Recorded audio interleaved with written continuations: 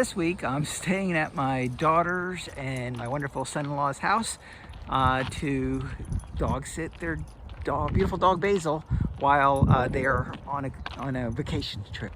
So they gave me a daddy do list and I'm about to get them done.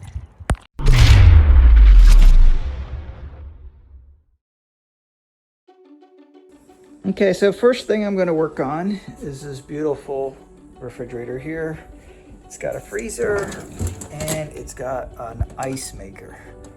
The problem that we have with this is when I pull this out, you can see behind the refrigerator, there is the water line.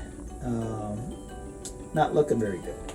So the reason why the water line's like that is when we go downstairs, there's over here, right underneath it is, oops, this is the water line. It doesn't go anywhere. So we are going to fix this part here.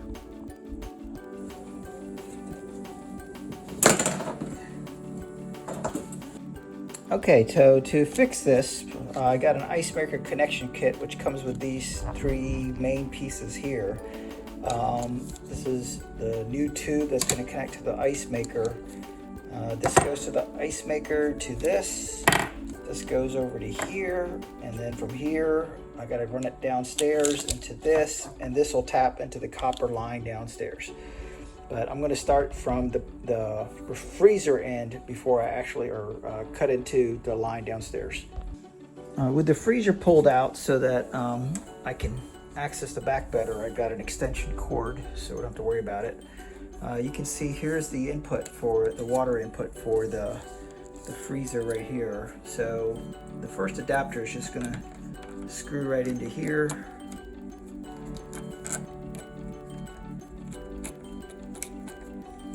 Left-handed.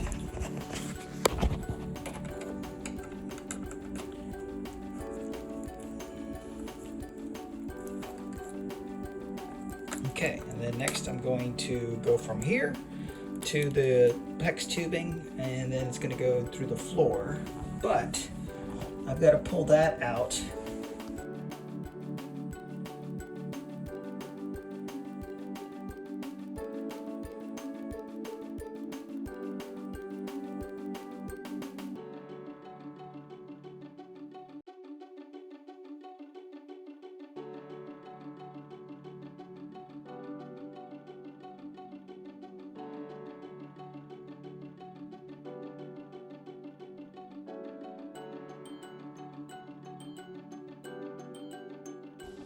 Okay, so I have it run from upstairs down to this corner here and temporarily run over to where I'm going to tap off of this cold water pipe over here. So next thing I do is turn off the water and get cutting on this pipe.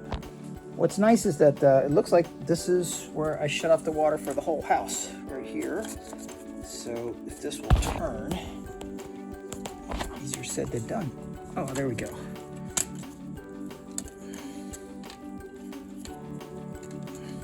Okay, so get this water shut off, and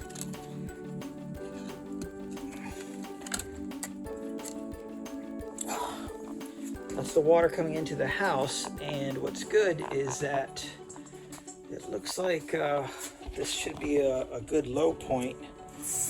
You can drain all the water here. So this will drain all that water out of the pipe, so hopefully I won't have too much water dumping out. I'm going to run upstairs and open all the faucets upstairs so the air will come out.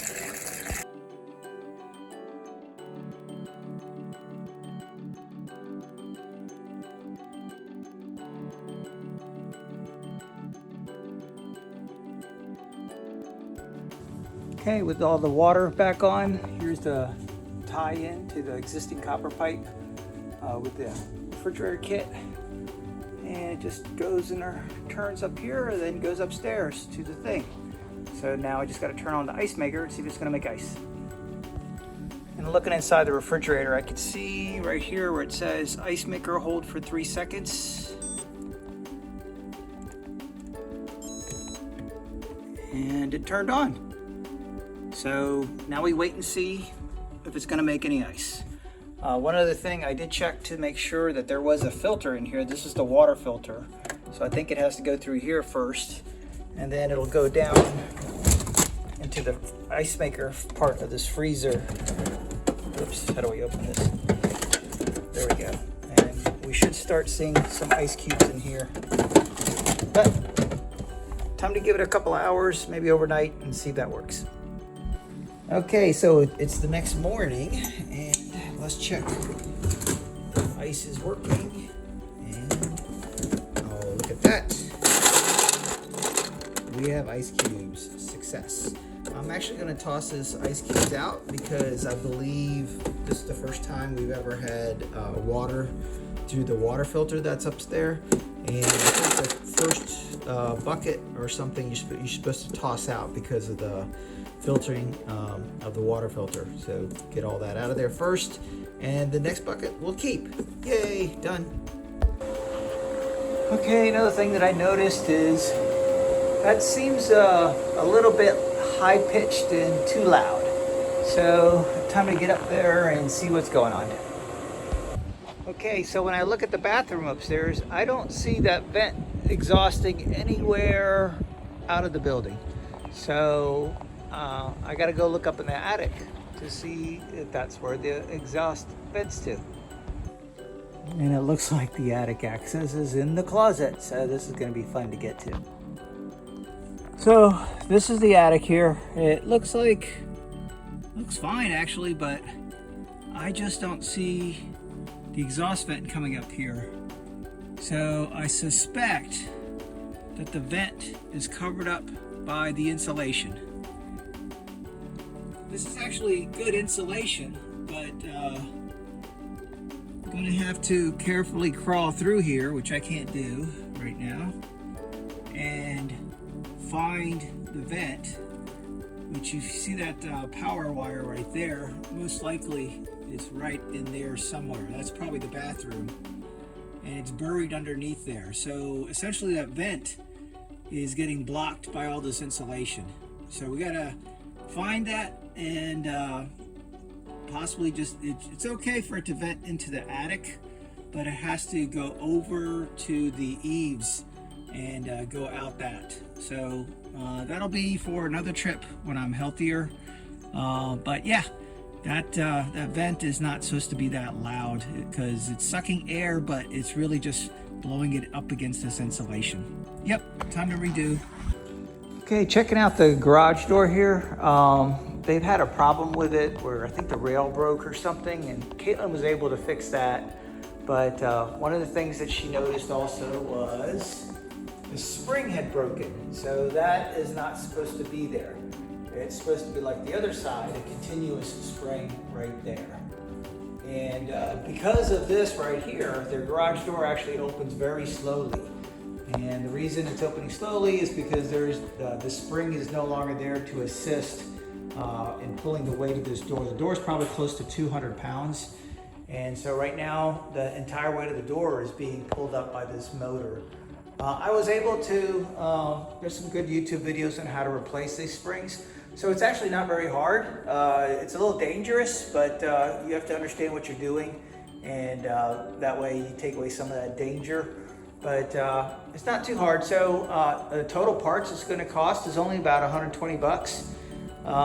So I'm gonna schedule that to do that some other time when I'm back up here, and I could do it then. But yep, that's got to get replaced, and hopefully this motor will last a while till I can replace it, and they'll be good. Otherwise, I don't know how much they would charge, a door company would come out to charge. If it's maybe $300, it might be worth it to get it done sooner than later. $120 for the parts and $280 for labor, I would think.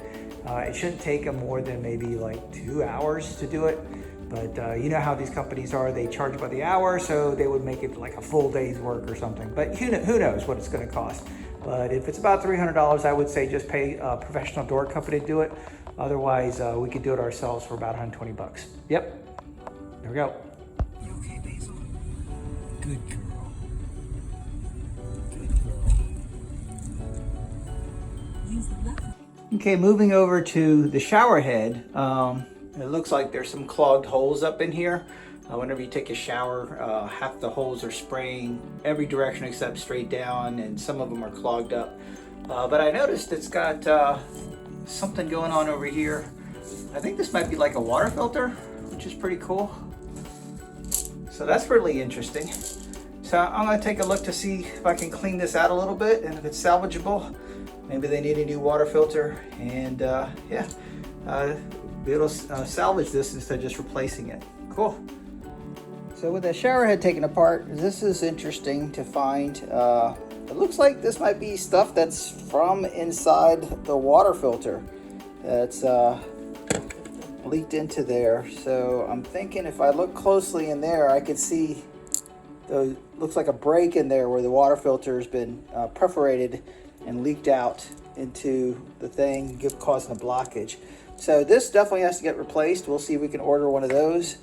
And then I'm going to clean this out and try to clean out some of these holes in here and see if it's going to be functional.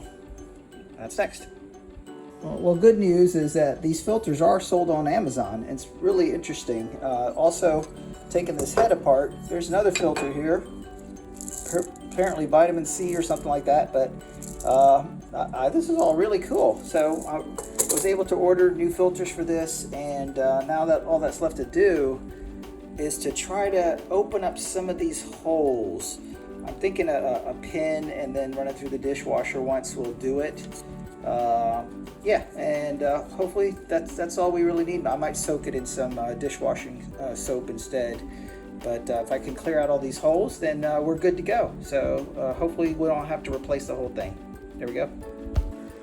Well, this was absolutely fun. I went through with a safety pin and poked every single one of these holes out. And I think they're pretty much clear, but you have to remember that the crystallization, light will pass right through it. So what I'm going to do now is reassemble this. This is the outside facing one where the water is coming out of, and this is the inside, or actually I have it backwards. This is the outside and this is the inside, but I'm going to put it in backwards so the water flows through it the opposite way and tries to push out any more of that residue that's there. And then I'm running through the dishwasher. Hopefully that'll clear it out. So I've got the replacement filters, came today, and this is kind of interesting because this came with some sort of pad that goes across it. It looks like it's part of the filter that I should actually install it. The previous one didn't have this on there. So I'm gonna try it first with it on there, and we'll see if that works. If it blocks the water too much, then I'm gonna take it back out, because it probably doesn't belong there. And on this one, I've got this new filter, and I remember that this side was up and this side was down. So it's gonna go like that. I'm gonna reassemble it and see how the shower head works. I might take that pad back out and then go from there. Well, this is amazing. It seems to be working really good. I do have that extra pad in this head here, and maybe it's supposed to be in there because it seems to not be impacting it. What's nice is before, half these holes were blocked, and most of the other ones were shooting against the wall and the ceiling. And taking the time to poke out each of those holes, it seems to work. But yeah, I think this is a good one right here.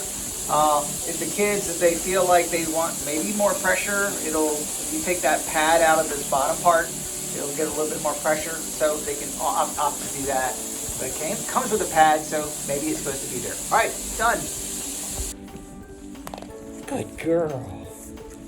Good girl. Very good, Basil. You're such a good girl. Look at you. It's mine. It's mine. It's a Oh, look at you. You ate your food so good. There you go. Good girl. Good girl. Very good. Good girl. Okay, so now I'm in my kid's Hyundai Sonata, And it's got a nice little warning light saying check high mounted brake light. I actually had to set my camera up on a stand back there so I could press the brake and see if it actually doesn't work, and confirmed it doesn't work. So we're going to take a look at how to fix this. So we can see right here at the bottom of the back window there is the high mounted the third brake light there, and looking inside the trunk, it's just going to be right up there. So pretty simple. I'm going to get in there, unscrew it, and see what I can do. Okay, crawled into the trunk, kind of uncomfortable, but this is looking like, yeah. Come on, pop right out. You can do this. All right. Yay. All right, I'll go pick up a new one of these bulbs, and we'll be good to go.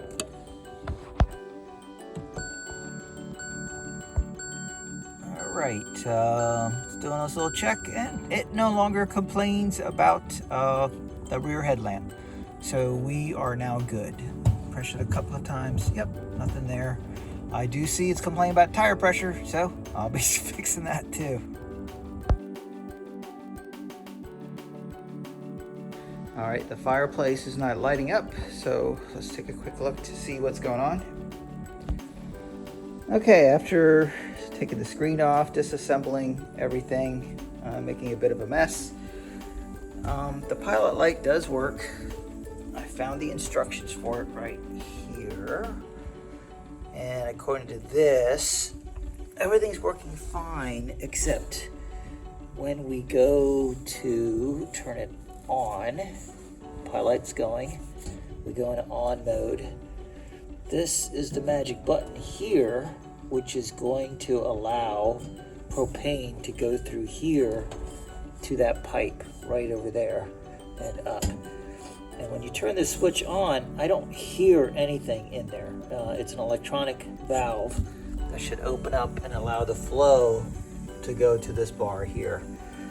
So I'm going to clean some of this stuff out, but I think wiring might be bad. This little red thermistor might be bad, but I don't think it's a mechanical issue in there. It might be still fixable by replacing this thing or fixing the wiring.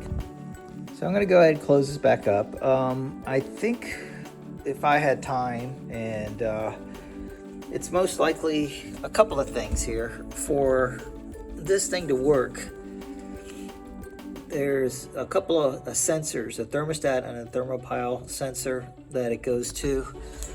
One of them is definitely over here. So if that's bad, if that sensor's bad, the wiring to it or the sensor itself is bad, it's not going to light, it's not going to allow the gas to turn on. If any of these other wires here or sensors are not good, then it's not going to allow it to turn on.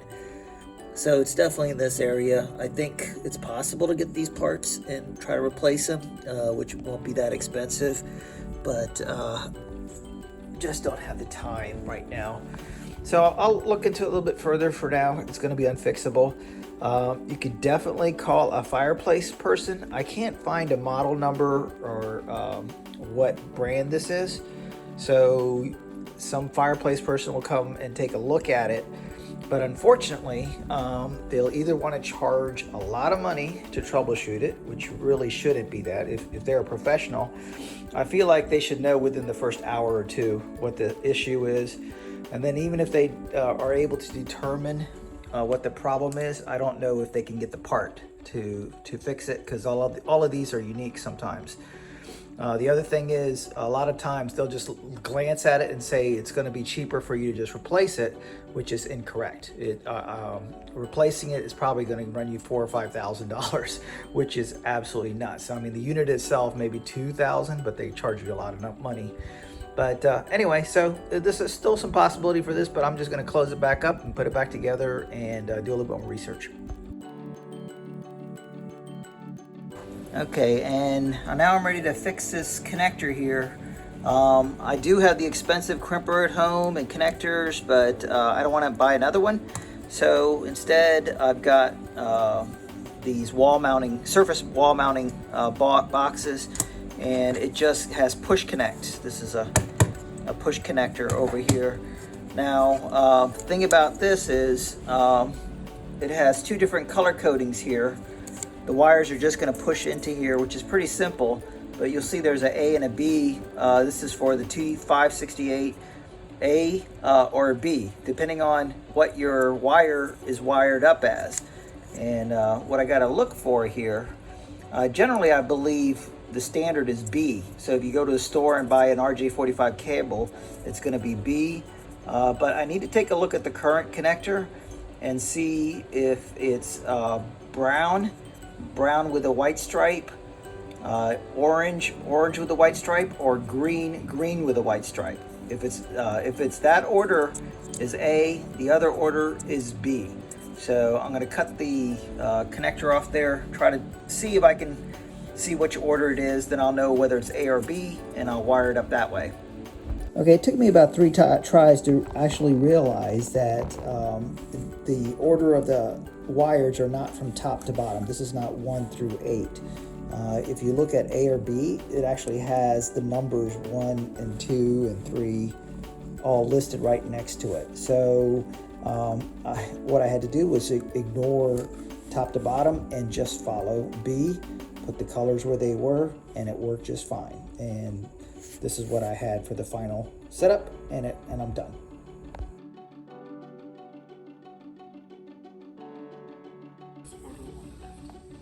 Each topic covered in the lecture has a practice test associated with it. Okay, now I'm going to do an install of a bidet. This is the Tushy bidet, which actually is not very difficult to install, and Dylan has done that before. But the problem with this is that it comes with a cold water and a hot water line. Now the cold water line, it comes with an adapter here, which is pretty straightforward. It's a T adapter. And next to the toilet, all you do is disconnect this here and put the water back onto this one, and then put the adapter to, or the hose to go to the bidet on there. And that's pretty straightforward. The problem comes up with this warm water connector, or I guess hose, where this connects to will be under the sink here. Hot water's here on the left and cold on the right. And this is kind of a strange setup, and this is where the problem is. It normally doesn't look like this. It should have a shut-off valve on here as well. And so what I needed to do was to get myself another T adapter, just like the one that they gave us, but they didn't give us a second one. So I had to order off of Amazon another T adapter, the 3/8 inch coupling. So it's just going to go over here onto there, and this one's got a valve on it, and of course the water is going to go up that way, and then the hot water output to the bidet is going to go out that way. So that's a fairly straightforward one to do. I'm going to go ahead and yank these off of here and get the adapters put on. Actually, I have to shut off the water first. And there you go. You could see that I have the hot water adapter applied there, and surprisingly enough, no leaks there. It's going down there, out there, coming around this side, and then you can see I've got the T in also for the cold water adapter right there, and it goes up into the little bidet, cold and hot. And finished product, it's looking very nice. So that's it, all done. Well, this is the last day, and I got pretty much everything done. Little Basil's going out for me a walk. She's actually walking me every day, doing really good. And so that's what dads are for. If you're new homeowner and a millennial, you don't have time to do this type of stuff, and you got a dad sitting around, call him.